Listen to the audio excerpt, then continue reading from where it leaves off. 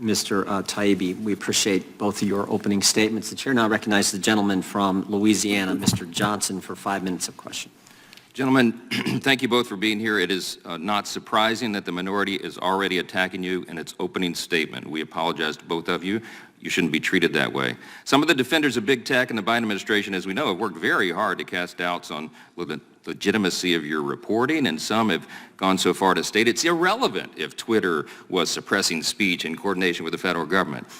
But this morning, we saw a stunning display of their attack of your character. We shouldn't be surprised.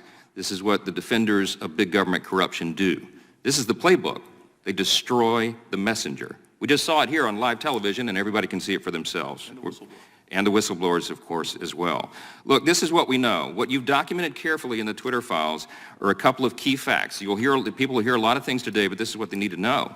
The federal government, from Democrat members of Congress to intelligence agencies, including the FBI, used Twitter and other social media companies to censor Americans' speech. If the alarm bells are not going off, then you're not paying attention. Over the past 3 years, documents show, they prove what you guys have uncovered here, is there's communication between Twitter and the FBI. It was constant, it was pervasive. Twitter was basically an FBI subsidiary before Elon Musk took it over. The Twitter files revealed that by 2020, Twitter was engaged in open information sharing with the intelligence community, and now we know there were many intelligence agencies apparently involved in this. The FBI pressured Twitter to act on election-related tweets leading up to the 2022 election. Of course, they did it in 2020 as well, and Twitter dutifully censored content as a result. Twitter executives restricted accounts. They censored speech that conflicted with the left's narrative. Twitter has used its internal tools to control and manipulate speech considered misinformation, and who was determining that? It was the government bureaucrats.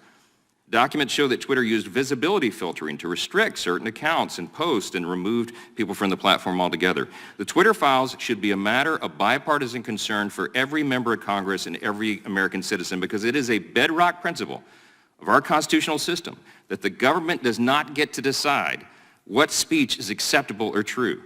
Under the First Amendment, Americans have a right to speak freely regardless of whether their speech upsets the preferred narrative. In fact, that's when it needs the most vigorous protection. Everybody on the left used to believe in that, or at least they purported to. Government and media fact-checkers frequently get things wrong. The American people can't and shouldn't rely on so-called experts to be the arbiters of truth, disinformation boards and the like. It doesn't matter what political party you're in. Government should not suppress important debates in public discourse. Gentlemen, let me start with Mr. Taibbi. You have a long, award-winning journalist career. You just highlighted here decades of experience reporting on some of the most complex and important issues of our time. Where do you rate your reporting on the Twitter files among your whole body of work throughout your career? How serious is this? Well, first of all, Mr. Congressman, thank you for the question. I would say, I spent 10 years covering the aftermath of the 2008 financial crisis. That was obviously a very serious issue, but this Twitter file story and what we're looking at now and what we're investigating now, I don't think there's any comparison. This is by far the most serious thing that I've ever looked at, and it's certainly the most grave story that I've ever worked on personally. I want to ask you both the same question, and that is, first of all, has anyone from the federal government contacted you during the course of this investigation or since you've reported on the Twitter files? And number two, who do you think are the most egregious federal government agencies involved in this censorship exercise? Let me start with Mr. Schellenberger. Thank you, Congressman. I have not been contacted by anybody. Oh, sorry. Thank you, Congressman. I have not been contacted by anybody in the Biden administration relating to this topic. And I would like to echo what Matt just said. I've never worked on an issue where so frequently while doing it, I just had chills go up my spine because of what I was seeing happening. I never thought in my own country that freedom of speech would be threatened in this way. And it's just frightening when you get into it.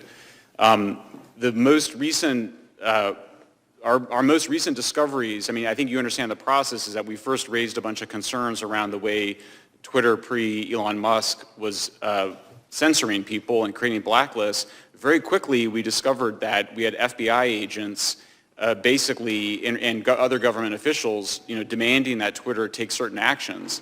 We now know that the Department of Homeland Services, which has had, what's that? Security, sorry, Department of Homeland Security, had tried to create a disinformation board That went away after public backlash, but we now realize that they have this other enterprise, and they've been building out basically mechanisms to proliferate a censorship industrial complex around the country to censor on a whole range of issues. And so you've seen this censorship industry go from, well, we're just fighting ISIS, to, well, we're just fighting Russian disinformation bots, to, well, now we need to fight domestic misinformation, which is just saying we need to fight against people who are saying things we disagree with online. That's all that means.